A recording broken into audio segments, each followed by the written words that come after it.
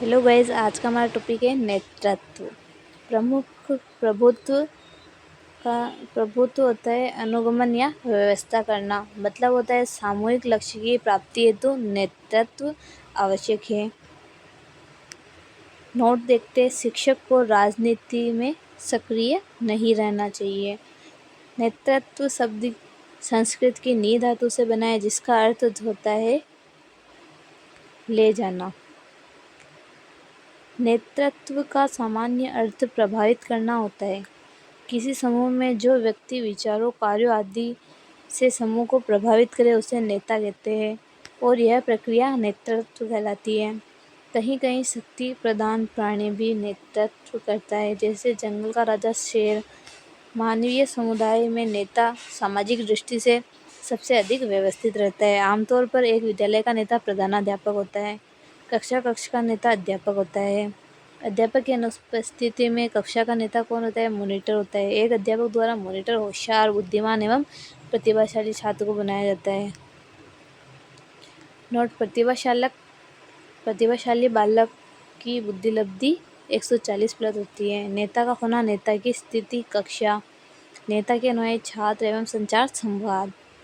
नेतृत्व के 4 प्रमुख कारक होते हैं। नेता अध्यापक, स्थिति क्षेत्र कहाँ होती है? कक्षा में। अनुयायी छात्र होते हैं, संचार संवाद या संप्रेषण।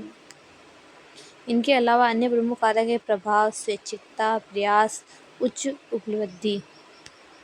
नेतृत्व की विशेषताएं। नेतृत्व एक सार्वभौमिक घटना है, अतः जहाँ समाज होगा वहाँ नेतृत्व होगा।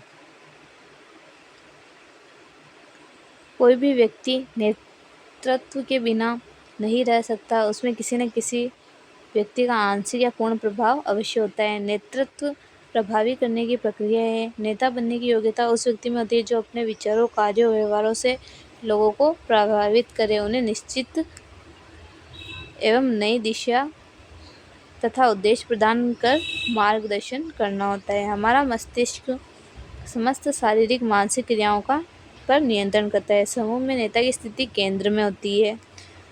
नेतृत्व व्यक्ति न होकर एक सामाजिक प्रक्रिया है। नेता वह नहीं होता है जो शांतिपूर्वक अपने निर्देशों को उनके समक्ष रखता है एवं उन्हें भावी कल्याण एवं सफलता का मार्ग सहानुभूति सिखाता है। नेतृत्व बहुआयामी प्रक्रिया है। इसमें अनुयायी होते हैं एवं नेता उनके हितों की एकता प्रयत्नों का समन्वय करते हुए परिस्थितियों के अनुसार यथार्थवादी दृष्टिकोण से समूह को गतिशीलता देता है। नेतृत्व के लिए किसी औपचारिक या संगठन की आवश्यकता नहीं होती है। बिना पद के भी अच्छा नेतृत्व किया जा सकता है, जैसे महात्मा गांधी जी। नेतृत्व एक लक्ष्योन्मुखी प्रक्रिया है। समूह की हितों की साधना या सहायता करती है। इसमें नेता का स्थान समूह के केंद्र में होता है। नेतृत्व का आधार समूह की आवश्यकता की पूर्ति करना होता है। नेता के गुण, यानी एक नेता में क्या गुण होने चाहिए। मानव में नेतृत्व की भावना बचपन से होती है। बाल्यावस्था में बालक अपनी प्रभावशीलता प्रगति द्वारा दूसरे बालकों पर अधिकार जमाना चाहता है।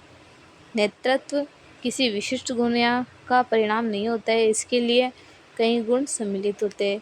कर्तव्य निष्ठा, ईमानदारी, धैर्य एवं सहनशीलता, दृढ़ संकल्प, आत्मविश्वास, आत्मनियंत्रण, साहसी एवं परिश्रमी, उच्च आदर्श वाला, विनयशील और निष्पक्ष होना चाहिए। उच्च समायोजन क्षमता होनी चाहिए। सजगता, जागरूकता होनी चाहिए। संवेदनशीलता होनी चाहिए। सामाजिकता, सहानुभूति, मौलिकता एवं प्रसन्नचित्त, समूह हितैषी, आदर्श चरित्र, अंतर्वैयक्तिक जिज्ञासु, दूरदर्शिता, सकारात्मक दृष्टि, अभिवृत्ति दृष्टिकोण होनी चाहिए। वाक कुशलता होनी चाहिए। बौद्धिक क्षमता, मानसिक योग्यता, उत्तरदायित्व की भावना होनी चाहिए। प्रबंधन का ज्ञान, आर्थिक व्यवस्था में उत्कृष्टता, सहिष्णुता, समस्या समाधान की शक्ति, स्फूर्ति, सक्रियता आदि। एक नेता का व्यक्तित्व बहिर्मुखी होना चाहिए, जिसमें सहयोग, प्रेरक शक्ति, नियमितता एवं कुशल संचालन का गुण होना चाहिए। एक बालक नेतृत्व के गुणों का विकास इसलिए किया जाता है ताकि उसमें व्यक्तित्व का विकास हो सके। एक शिक्षक के रूप में नेता के गुण। एक नेता के रूप में शिक्षक में संज्ञानात्मक, भावनात्मक, क्रियात्मक, गत्यात्मक प्रमुख पक्ष होते हैं। क्रियात्मक, भावात्मक और संज्ञानात्मक पक्ष किसने दिए?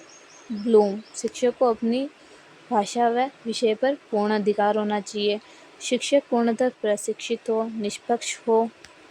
एक शिक्षक को हमेशा अध्ययनशील रहना चाहिए एवं विषय व शिक्षा संबंधित विभिन्न पाठ्य सहगामी क्रियाओं में भाग लेना चाहिए। शिक्षक का दृष्टिकोण आशावादी होना चाहिए। एक शिक्षक का मुख्य गुण की नेता के रूप में वह अच्छा मार्गदर्शक होना चाहिए। नेतृत्व के प्रकार। लोकतांत्रिक नेतृत्व। प्रजातांत्रिक प्रकार के नेतृत्व के सभी सदस्यों को विचार अभिव्यक्ति के समान अवसर अतः सर्वोत्तम प्रकार का नेतृत्व है। यह एक कल्याणकारी शैली का नेतृत्व है। निरंकुश नेतृत्व। इसके अंदर नेता दमनकारी नीति अपनाकर समूह के सदस्यों अपने नियंत्रण में रखता है एवं नेता का निर्णय ही सर्वप्रिय होता है, मतलब वो खुद ही चलाएगा। यह अधिनायक सत्तावादी शैली का नेतृत्व है। नौकरशाही नेतृत्व। इस प्रकार के नेतृत्व किताबी ज्ञान, संविधान या नियमों की अनुपालना करते हुए नेतृत्व करता है, जैसे सरकारी कर्मचारी। अभिप्रेरणात्मक नेतृत्व। इस प्रकार के नेतृत्व में नेता समूह के सदस्यों को सकारात्मक या नकारात्मक कार्य करता है। अहस्तक्षेपीय नेतृत्व या स्वतंत्र शैली।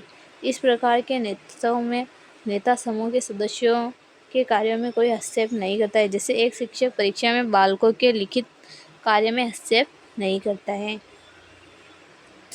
नेतृत्व के व्यक्ति संबंधित सिद्धांत में नेता अपने विशेष व्यक्तियों से विचार विमर्श करके निर्णय लेता है। चारित्रिक गुणों पर आधारित नेतृत्व करिष्यामी नेतृत्व कहलाता है। अब नेतृत्व की बाधाएं। एक नेता कभी उच्च अधिकारियों के दबाव में स्वतंत्र रूप से कार्य नहीं कर सकेगा। वह तनाव या अवसादग्रस्त हो जाता है। संवेगात्मक अस्थिरता होती है या अनुयायी से मतभेद या अनुयायियों से ही मतभेद से नेतृत्व प्रभावित हो जाता है। कई परिस्थितियों में आर्थिक स्थिति भी नेतृत्व को प्रभावित कर सकती है। नेतृत्व के लिए समाज का योगदान न मिलने पर नेतृत्व अच्छा नहीं हो पाता है।